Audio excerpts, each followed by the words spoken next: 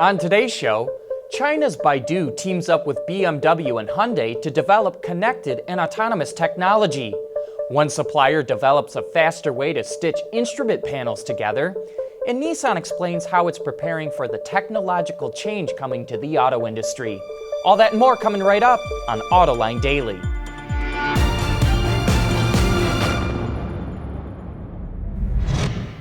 This is Autoline Daily, the show dedicated to enthusiasts of the global automotive industry.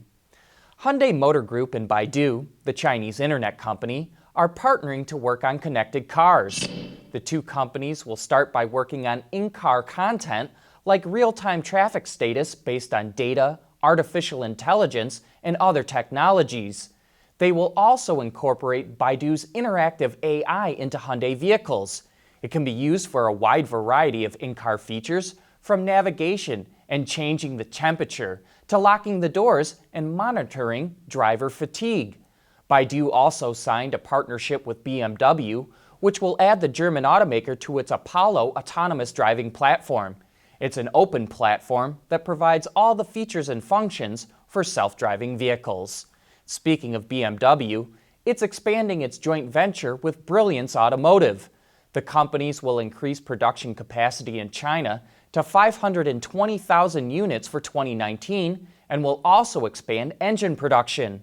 The all-electric iX3 will be produced in China beginning in 2020 and now says the vehicle will be exported to other markets outside of China as well. And BMW is expanding Mini's EV presence in China too. It's signed a deal with Great Wall Motor to produce electric Minis in the country and will call the joint venture Spotlight Automotive Limited. Both partners will also work to open a production facility in China. Still to come, one supplier develops a faster, more efficient way to stitch instrument panels together. Autoline Daily is brought to you by Bridgestone Tires, your journey, our passion. Dow Automotive Systems, advanced materials that deliver better results. And by Lear, a global leader in automotive seating and electrical systems. Stitching together the interior of a car is not an easy task, and I'm sure most of us have seen a stitch or two out of place before, but supplier Intiva is working to make sure that never happens again. It developed a new stitching process that uses lasers to scan the stitch and can adjust the program path of the robot if it needs to. It's even able to do this on the fly as the component is being stitched together. Intiva says the new process reduces cycle time by 20 to 30% and will be used on the instrument panel for the new 2019 Silverado and Sierra. Mercedes already offers diesel, hybrid, and natural gas versions of its large Citaro bus, and now it's adding an all-electric model to the lineup. The e-Citaro features an electric axle with 2 motors mounted at the hubs, and the option for up to 10 battery modules that would combine for 243 kilowatt hours of capacity. In the summer, the electric bus will have a range of 150 kilometers, or about 93 miles, and under ideal conditions, that's extended to 250 kilometers, or 155 miles.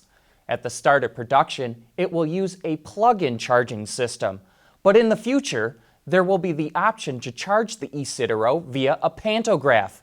You know, that's the thing that sits on top of a bus or tram and connects to an overhead power line. The e-Citaro will start reaching customer hands before the year is out. Mercedes is also improving the driver assist systems for its buses and coaches.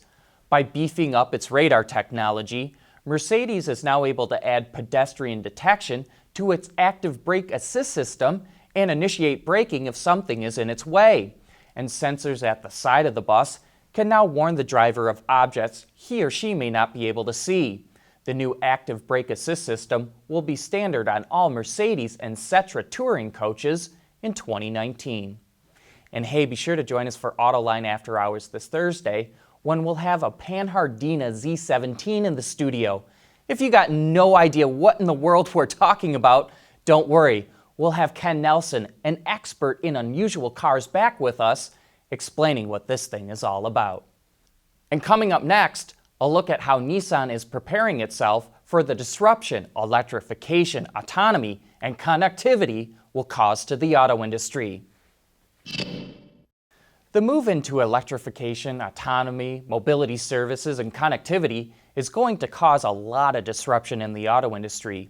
And recently on Autoline this week, we were joined by Jose Munoz, the Chief Performance Officer at Nissan, and he shared how the company is preparing for that challenge. Well, in our case, we have presented our current midterm plan, so-called MOVE 2022. And then within that plan, being a technology leader, it is a key foundation of the company.